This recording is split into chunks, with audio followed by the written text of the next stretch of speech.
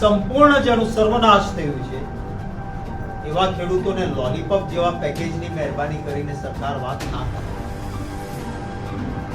मैं वादा करता हूं कि भारतीय जनता पार्टी की सरकार बनने के बाद पहली ही मीटिंग में पहला ही काम किसानों की कर्ज माफी का कर दिया जाएगा और मैं खुद इस काम को करवा के रहूंगा। ये मेरी जिम्मेवारी मान लीजिए। આ 2014માં એમણે કહેલું આજે એ પછી 11 વર્ષ ભારતીય જનતા પાર્ટીની સરકારને થયા।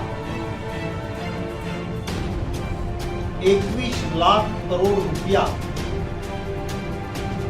મોટા ઉદ્યોગપતિઓ એમની લોન માફ કરી સરકાર 21 લાખ કરોડ અને એમાં અમુક એવા છે કે જે દેશમાંથી લૂંટીને વિદેશ ભાગી ગયા છે એમને પણ એમનો કરજો પણ માફ કર્યો।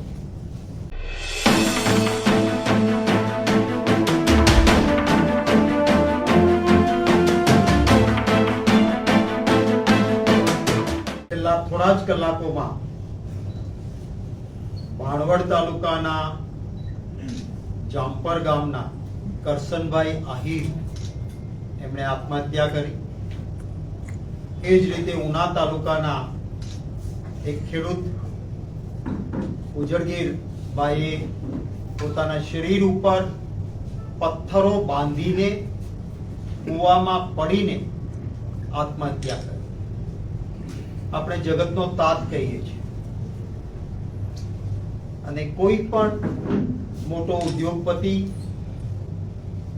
એ વસ્તુ નથી પેદા કરી શક્યો જેનાથી માણસના પેટનો ખાડો પુરાય એટલે કે ભૂખ મરે અને ભૂખ લાગી હોય ત્યારે જો કોઈને સંતોષ આપી શકે તો એ ખેડૂતોએ ઊભી કરેલી ખેત પેદાશ માલધારીએ ઊભા કરેલા પોતાના માલના અંદરથી પ્રાપ્ત થયેલા દૂધ દ્વારા જ નાનો બાળક હોય કે વયોવૃદ્ધ વ્યક્તિ હોય એને પોષણ મળી શકે।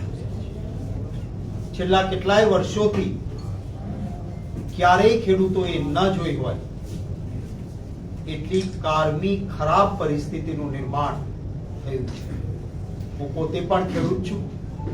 નાનપણથી ખેતી અને ખેતી સાથે જોડાયેલો છું અને એટલે હું કહી શકું છું કે આવી ખરાબ પરિસ્થિતિ ક્યારેય નહોતી જોઈએ।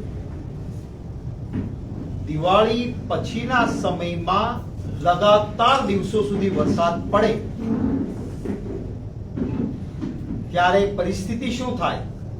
શરૂઆતમાં કદાચ આમ તેમ થાય તો ખેડૂત સંઘર્ષ કરીને પોતાનું ગુજરાત ચલાવી લેતો હોય છે। આત્મહત્યા ખેડૂત ક્યારેય નથી કરતો પણ આ કારમી પરિસ્થિતિ એટલા માટે કે ચોમાસુ પાક વાયો, બિયારણ, ખાતર, દવા, મજદૂરી તમામ વસ્તુના રોકાણ પછી સંપૂર્ણ પાક તૈયાર થયો છે એટલે કે મોઢા પાસે કોળિયો આવ્યો એવી પરિસ્થિતિ થઈ અને જેમ મોઢા પાસે આવેલો કોળિયો કોઈ ઝૂંટવી લે એમ લગાતાર વરસાદ જે આ થયો એના કારણે સંપૂર્ણપણે તૈયાર થયેલો પાક એ ખેડૂતોનો નાશ પામ્યો છે અને એટલે સંઘર્ષથી ટેવાયેલો ખેડૂત પણ પોતાની ધારણા પોતાના મનોબળને તૂટતું જોઈને આત્મહત્યા કરે છે। હું પહેલા તો આપના માધ્યમથી તમામ ખેડૂત મિત્રોને વિનંતી કરીશ કે સમય સારો ને ખરાબ બધો આવે, સંઘર્ષ કરીશું આપણે સાથે મળીને। આત્મહત્યા જેવું અંતિમ પગલું ગુજરાતના કોઈ પણ ખેડૂત ના લે અને મેં આ બે ખેડૂતો જે મારા ધ્યાને આવ્યા હતા એનો ઉલ્લેખ પણ કર્યો, એમને કોંગ્રેસ પક્ષ વતી શ્રદ્ધા સુમન સમર્પિત કરું છું। આખા દેશમાં ખેડૂતો માટે પાક વીમા યોજના છે, આખા દેશના તમામ રાજ્યોમાં છે। ગુજરાતમાં 2020 ઓગસ્ટથી ખેડૂતો માટેની પાક વીમા યોજના બંધ કરવામાં ડબલ એન્જિનની સરકાર ગ્રામ પંચાયત ને તાલુકા પંચાયત થી માંડીને દિલ્હી સુધી થોક બંધ મતો આપનાર ગુજરાતના લોકોનો વાંક શું છે? જો આજે પાક વીમા યોજના ગુજરાતમાં હોત તો જે જામનગર જિલ્લાનો ખેડૂત કહે છે કે મેં સોનું ગીરવે મૂકીને લોન લઈને ખેતરમાં પાક ઉભો કરવા મહેનત કરી હતી ને હવે એ ફેલ ગયો છે, ત્યારે મૃત્યુ સિવાય કોઈ રસ્તો નથી. એ ખેડૂત આત્મહત્યા ન કરે કે મારે પાક વીમો છે, પાક ગયો, મેં વીમાનું પ્રીમિયમ ભર્યું છે, મને પૈસા મળી જશે. આખા દેશમાં પાક વીમા યોજના, બધા જ રાજ્યોના ખેડૂતો લાભ લે. ગુજરાતને પાક વીમા યોજના નહીં. 2020માં જ્યારે કેન્દ્રીય પાક વીમા યોજના બંધ કરી ત્યારે એક જાહેરાત કરવામાં આવી હતી કે મુખ્યમંત્રી કિસાન સહાય વીમા યોજના અમલમાં આવશે. મોટી રકમની જાહેરાત થઈ હતી, પરંતુ એક પણ પ્રીમિયમ સ્વીકારાયું નથી. એક પણ ખેડૂતને એનું કવચ, એનું રક્ષણ આપવામાં આવ્યું નથી. અને આ કારણે માત્ર ને માત્ર સરકારની ખોટી નીતિના કારણે કુદરતી આફતમાં સપડાયેલો ખેડૂત એને કોઈ રક્ષણ રહ્યું નથી. દેશના બીજા ખેડૂતોને છે. એટલા માટે પહેલી માંગણી મારી એ છે કે સરકાર જવાબદારી સ્વીકારે અને કોઈ પણ પ્રકારના નાટક વગર જેનું જેટલું વાવેતર હતું એને એટલું પૂરેપૂરું વળતર આપવામાં આવે.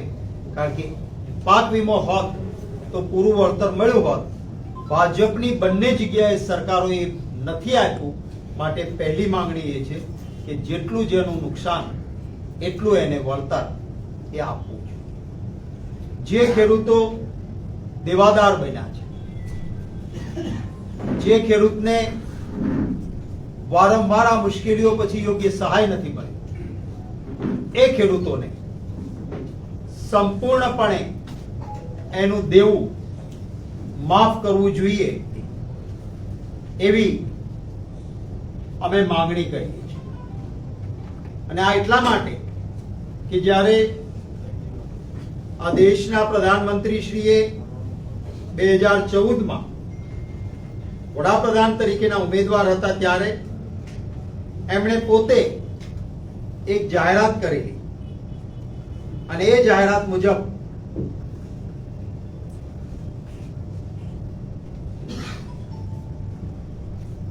कि मेरे किसान भाइयों को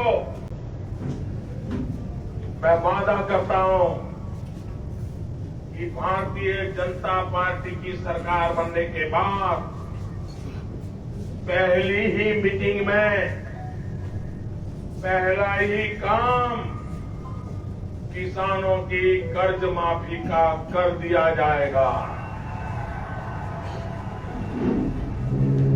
और मैं खुद इस काम को करवा के रहूंगा. ये मेरी जिम्मेवारी मान लीजिए. આ 2014માં એમણે કહેલું. આજે એ પછી 11 વર્ષ ભારતીય જનતા પાર્ટીને સરકારને થયા. 21 લાખ કરોડ રૂપિયા મોટા ઉદ્યોગપતિઓ એમની લોન માફ કરી સરકાર. 21 લાખ કરોડ. અને એમાં અમુક એવા છે કે જે દેશમાંથી લૂંટીને વિદેશ ભાગી ગયા છે, એમને પણ એમનો કરજો પણ માફ કર્યો. ત્યારે ખેડૂતને આટલી મોટી જરૂર નથી પડવાની. મનમોહનસિંહજી અને સોનિયા ગાંધીજીના નેતૃત્વ વાળી સરકાર હતી. ખેડૂતોની મુશ્કેલીને ધ્યાને લઈને ખેડૂતોના દેવા માફ કર્યા. ત્યારે એ સમયમાં તમામ દેશના ખેડૂતોના માફ કર્યા ત્યારે 78,000 કરોડ રૂપિયાની જરૂર પડી અને તમામ ખેડૂતોના દેવા માફ કર્યા. એ પહેલા સ્વર્ગસ્થ રાજીવ ગાંધીજીએ ખેડૂતોની પરિસ્થિતિને ધ્યાને લઈને સંપૂર્ણ દેવા માફીની યોજના કરીને ખેડૂતોના દેવા માફ કર્યા. પાક વીમાના નજીવા પ્રીમિયમમાં ખૂબ મોટી રકમ ખેડૂતોને સ્વર્ગસ્થ રાજીવ ગાંધીજીના સમયમાં મળી. એટલે આજે અમે માંગણી કરીએ છીએ, અમે સત્તામાં નથી ને માંગણી કરીએ છીએ એમ નહીં, સત્તામાં હતા ત્યારે કરીને આવ્યા. આજે અમારી બે સરકારો છે, કર્ણાટક અને તેલંગાણા, પર એકર 16,000 અને 18,000 રૂપિયા પર એકર ખેડૂતોને આપવામાં આવે છે. તો કેમ ભાઈ ગુજરાતની સરકાર ના આપી શકે? જો કર્ણાટક અને તેલંગાણાની કોંગ્રેસની સરકાર પર એકર 16,000 ને 18,000 રૂપિયા આપતી હોય તો ગુજરાતની સરકાર કેમ ના આપી શકે? જે મારા પાસે એક હકીકત પ્રાપ્ત થઈ એ પ્રમાણે સર્વેનું એક નાટક ચાલે છે. સર્વે કરવા જનારો એ ખેડૂત નથી, એ અધિકારી છે. એને ખબર નથી, એ ત્યાં જઈને શું કહે છે, સિંગનો પાથરો આખો પલળી ગયો છે, કાળો થયો છે, એમાંથી સિંગનો દાણો તોડી ફોલી થાય છે, આ તો હજી સિંગ હારી છે. એને ખબર નથી કે સિંગનો દાણો એક વખત પલળી જાય જમીનમાંથી નીકળ્યા પછી, એટલે ત્યારે ન ખબર પડે. સહેજ તડકો પડશે એટલે દાણામાંથી સૌરાષ્ટ્રમાં મારે એને કોટો ફૂટે એમ કે, એટલે ઉગી જાય દાણો. અને દાણો ઉગી જાય એટલે કોઈ કામનો રહે નહીં, એ તરત સડવા માંડે અને થોડા કલાકો કે દિવસ પછી, એક કે બે દિવસ પછી એક ખાતર જેમ ગંધાવા માંડે. એ દાણો કોઈ કામનો ન. કપાસ સારો દેખાતો હોય પણ ઉપર પાણી પડી જવાના કારણે એના તાંતણા લાંબા થઈ ગયા હોય, એની ક્વોલિટી ના રહે, વેચવા જશે તો એના પૈસા નહીં આવે. ડુંગળીના ખેતરમાં પાણી ભરાયું છે, ડુંગળી પકવનારો ખેડૂત એટલે પેલા સર્વે વાળા કહે છે કે આમાં તો કાંઈ વાંધો નથી, જો ના છોડવો ખેંચો, ડુંગળી છે. અરે ભાઈ, એને બાફ લાગી જાય અને 2 કે 3 દિવસ પછી જેવો તડકો થોડોક નીકળશે એ ડુંગળી સડી જશે. એને ખેતરમાંથી કાઢવાના પણ ખેડૂતે પૈસા આપવા પડશે, 1 રૂપિયાની એની આવક નહીં. ત્યારે આ સર્વેનું નાટક કરીને સંપૂર્ણ જેનું સર્વનાશ થયું છે એવા ખેડૂતોને લોલીપોપ જેવા પેકેજની મહેરબાની કરીને સરકાર વાત ના કરે. ખેડૂતની કોઈ જાતિ નથી, ખેડૂતની કોઈ જ્ઞાતિ નથી, એ તમામ વર્ગ ધર્મના લોકો ખેતી સાથે સંકળાયેલા હોય છે. અને જો ખેડૂત આટલી મહેનત કાળી મજૂરી ન કરે તો માણસના પેટનો ખાડો પૂરો કરવાની કોઈ ઉદ્યોગપતિમાં તાકાત નથી. કોઈ એવા દાણા નહીં બનાવી શકે કે લ્યો આની રોટલી બનાવીને ખાઈ શકે. કોઈ ઉદ્યોગપતિ એવું કેમિકલ નહીં બનાવી શકે કે જાઓ અને બોટલમાં ભરીને તમારા દીકરાને પાજો તો દૂધની જરૂર નથી અને બાળક મોટું થવા માંડશે. એ તો પશુપાલક જ છે. આજે પશુપાલકો માટે પણ ખૂબ ખરાબ હાલત. સૌરાષ્ટ્રમાં પશુપાલકો માટે ચારાનો મુખ્ય આધાર એ શીંગની પાંદડી, એટલે મગફળી આપણે જેને કહીએ છીએ, એના છોડની જે પાંદડી છે એ પાંદડી શીંગ લેવાઈ ગયા પછી, મગફળી લેવાઈ ગયા પછી એને સૂકવી અને આખા વર્ષ દરમિયાન એ શીંગની પાંદડી ખવાતી હોય છે. હમણાંથી સોયાબીનનું વાવેતર થાય છે, સોયાબીનનો પાલો પણ પશુઓ ખાતા હોય છે. શીંગ અને સોયાબીનનો પાલો સંપૂર્ણ નાશ થયો છે. ત્યારે મારી માંગણી છે કે સરકાર જ્યાંથી પણ વ્યવસ્થા કરવી પડે કરે. ભૂતકાળમાં કદાચ યંગ મિત્રોને, યુવાન મિત્રોને ખબર નહીં હોય, પણ વડીલ પત્રકારો અથવા પરિવારમાં કોઈને વડીલને પૂછ્યું તો ખ્યાલ આવશે. વાયર બાંધેલી, વાળો બાંધેલી ઘાસની મોટી, અને તંગી શબ્દ વાપરતા, ઘાસની તંગી આવી. રેલવેના વેગન ને વેગન સાઉથ ઇન્ડિયામાંથી લાવીને ગામડે ગામડે મફત ઘાસ પશુપાલકો અને ખેડૂતોને કોંગ્રેસની સરકારો આપતી. મારી માંગણી છે કે પશુપાલકો માટે તાત્કાલિક આ ઘાસની વ્યવસ્થા કરવામાં આવે. ખેડૂત જ્યારે મુશ્કેલીમાં છે ત્યારે માત્ર પ્રેસ કોન્ફરન્સ કરીને સંતોષ માની લેવાના નથી. ખેડૂતોની વચ્ચે જઈને ખેડૂતોના દુઃખમાં સહભાગી થવાના છીએ. ખેડૂતોની જે મુશ્કેલી છે એ સરકાર સુધી પહોંચાડવા માટે એક જવાબદાર રચનાત્મક વિરોધ પક્ષ તરીકે કોંગ્રેસ પાર્ટી કામ કરશે. 6 તારીખે એટલે કે આવતીકાલ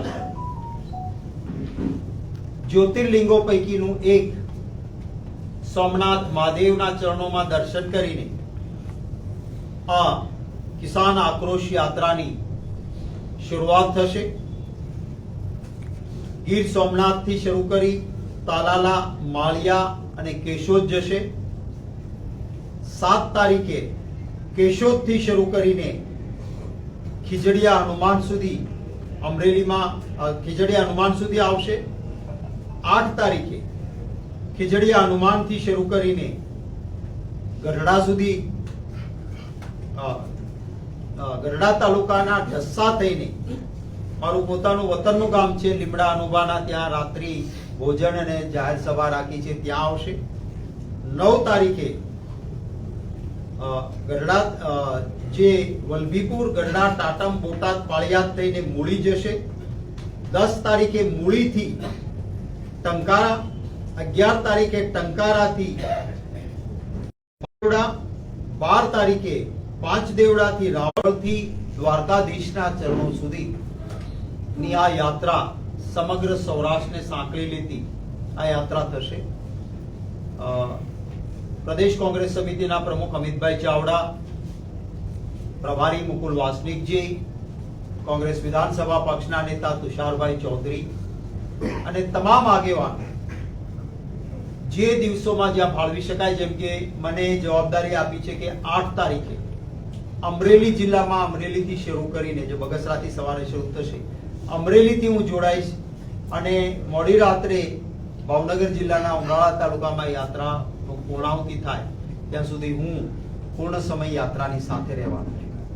એ જ રીતે તમામ પ્રદેશના નેતાઓ અને જિલ્લાના નેતાઓ રહેશે. છેકથી છેક સુધી યાત્રામાં ટ્રેક્ટર રહેવાના છે, કારણ કે ખેડૂત માટેનું સાધન એ ટ્રેક્ટર છે, એટલે ટ્રેક્ટર દ્વારા આ યાત્રામાં ટ્રેક્ટરો જોડાશે અને ટ્રેક્ટરો રહેશે.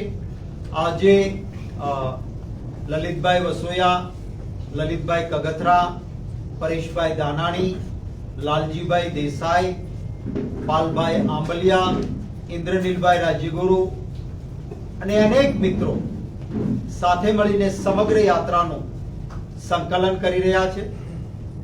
ખેડૂત મુશ્કેલીમાં છે ત્યારે એક જવાબદાર રચનાત્મક પક્ષ તરીકે અમારી ફરજના ભાગરૂપે આ યાત્રા તો નીકળશે જ, પરંતુ સાથોસાથ ફરી સરકારને વિનંતી કરું છું કે મુદ્દો એક, પાક વીમા યોજના આખા દેશના ખેડૂતોને મળે છે, ગુજરાતમાં તમે કેમ બંધ કરી? જવાબ આપો. અને બંધ કરી છે તો હવે જેનું જેટલું નુકસાન એને એટલું વળતર, પૂરેપૂરું વળતર આપે. બીજી માંગણી છે કે ભૂતકાળમાં કોંગ્રેસની સરકારોએ દેવા માફ કર્યા હતા. મેં વડાપ્રધાનશ્રીની વિડીયો આપને બતાવી, જેમણે 2014માં કહ્યું હતું કે મારી ખાતરી છે કે તરત જ દેવા માફ કરીશું, पहली ही मीटिंग में पहला ही काम करूंगा, ये मेरी गारंटी है. पर 11 વર્ષ સુધી નથી થયું. આજે જગતનો તાત એ મુશ્કેલીમાં છે, ત્યારે ચોક્કસ રીતે પ્રધાનમંત્રી શ્રી ગુજરાતના છે, માંગણી કરીએ છીએ કે એમના બોલેલા વચનો પ્રમાણે ખેડૂતોના સંપૂર્ણ દેવા માફ કરવામાં આવે. પશુપાલકો માટે મફત ઘાસની વ્યવસ્થા બહારથી જરૂર પડે લાવીને અથવા આપણા ફોરેસ્ટના ગોડાઉનોમાં ખૂબ પુષ્કળ ઘાસ પડ્યું છે એ વિનામૂલ્યે પશુપાલકોને વિતરણ થાય. આ અમારી મુખ્ય માંગણીઓ ઉપરાંત અમે જે આ યાત્રા દરમિયાન પત્રિકા છે જેમાં મુદ્દાઓ અને ખેડૂતની વ્યથાઓ આપેલી છે, હું ભાઈ મનીષભાઈને અને હેમાંગભાઈને તથા પાર્થિવભાઈને કહીશ કે આપને આની કોપી અને અમારો આખો રૂટ અને જે આગેવાનો જે દિવસો દરમિયાન જોડાવાના છે એની કમ્પ્લીટ વિગત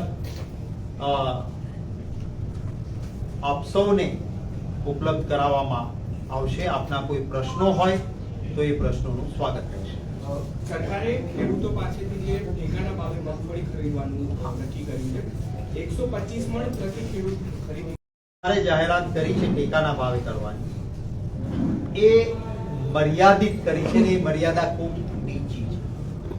ત્યારે અમારી એ પણ માંગણી છે, અમારી આ પત્રિકામાં છે, પ્રેસ કોન્ફરન્સ લાંબી ન થાય એટલા માટે એક મુદ્દો મેં છોડ્યો હતો. 15 લાખ મેટ્રિક ટનની મર્યાદા એમણે નક્કી કરી. એટલે કશું જ ન થાય. જે ખેડૂત મગફળી દેવા વેચવા માંગતો હોય અને એને ટેકાનો ભાવ ન મળે તો કોઈ મર્યાદા વગર જે મગફળી આવે તે ખરીદવી જોઈએ. મગફળી કાળી થઈ ગઈ છે અને આમ થઈ ગયું છે એવા બહાના કાઢીને એના કડદા કરે, એટલે કે એની રકમ ઓછી કરે ટેકાના ભાવની, એ ન થવું જોઈએ. એ ચોક્કસ અમારી માંગણી છે. અન્ય કોઈને કઈ? સર, છેલ્લો પ્રશ્ન, ખેડૂતોને સર્વેને લઈને હાલાકી પડી રહી છે ને જ્યાં સર્વે કરવા માટે જે ગ્રામ સેવકો જાય છે તેના દાદાગીરીના વિડીયો પણ સામે આવી રહ્યા છે, તો કઈ રીતે જોઈ રહ્યા છો આ બાબતને? સરકાર પોતે જ જ્યારે ખેડૂતો પ્રત્યે સંવેદનશીલ નથી ત્યારે તંત્ર પણ સંવેદનશીલ નથી. આપની વાત સાચી છે, અનેક જગ્યાએથી અનેક ફરિયાદો આવી છે અને એમને ખબર જ નથી, જે સર્વેમાં જાય છે ને અને આ સંઘર્ષ કરે છે એના સાથે કે આમાં તો જો મગફળીનો દાણો તો છે, અરે ભાઈ આ છે કલાકો પૂરતો જ છે, આ ઉગી જશે અને ખાતર થઈ જશે. એમને ખબર જ નથી. સર્વેમાં કોઈ સંવેદનશીલતા પણ નથી અને વાસ્તવિકતા પણ નથી. એટલા માટે અમે માંગણી કરીએ છીએ કે જેનું જેટલું વાવેતર એને એટલું વળતર. સીધી વાત, જેનું જેટલું વાવેતર એને એટલું વળતર. કારણ કે તમે સેટેલાઇટ પિક્ચર જુઓ કે સરકારે ખુદ સ્વીકાર્યું છે કે વ્યાપક પ્રમાણમાં વરસાદ પડ્યો છે. તૈયાર થયેલા પાક ઉપર એક પાણીનું ટીપું પણ ઝેર સમાન. આપણે ભલે જે ખેડૂત નથી શહેરના લોકોને પણ હું કહીશ કે આપ આપના ઘઉં થોડીક વાર અગાસીમાં બહાર મૂકજો, આખા લાગે અને એના ઉપર 10 છાંટા પડે પછી એ ઘઉં દળવા મોકલજો, દળવા જેવા રહે છે. ત્યારે ખેડૂતનો તૈયાર થયેલો માલ ખેતરમાં હતો અને એમાં એકાદ બે ઝાપટા નહીં, દિવસોના દિવસો સુધી તૈયાર પાક ઉપર પાણી પડ્યું છે. પછી સર્વે શું કરવો છે ભાઈ? તમારે સર્વે ક્યાં કરવાની જરૂર છે? જેનું જેટલું વાવેતર એને એટલું વળતર. સીધો સવાલ છે ને. અમે વિરોધ પક્ષમાં છીએ એટલે કહીએ છીએ એવું નહીં. કર્ણાટક અને તેલંગાના મેં કહ્યું એકરે 16,000 અને 18,000 રૂપિયા એમ જ આપે છે. અહીંયા તો સંપૂર્ણ નાશ થયું છે. ત્યાં સંપૂર્ણ નાશ નથી તો પણ 16,000 અને 18,000 રૂપિયા જો એકરે એ સરકાર કોંગ્રેસની આપી શકતી હોય તો double engine, triple engine, 5 trillion economy, મોસાળ લગડને માં પીરસણે, તો ગુજરાતના ખેડૂતોને કેમ આત્મહત્યા કરવી? એટલે પૂરતો ન્યાય મળે એવી માંગણી.